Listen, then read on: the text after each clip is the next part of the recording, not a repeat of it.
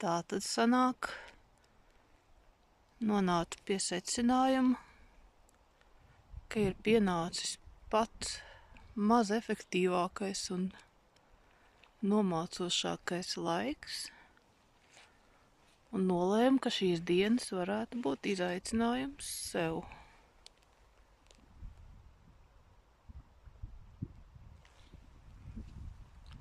Sev, varbūt dzīvei, un varbūt man gribas ar to padalīties.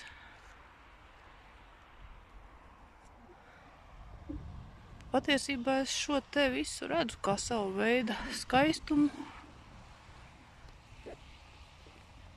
Varbūt ar sniegu būtu efektīgāk. Katrā ziņā,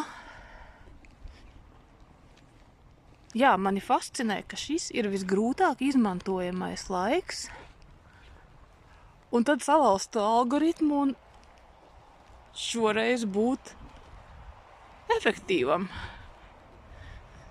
Redzēs, kā sanāks, dalīšos.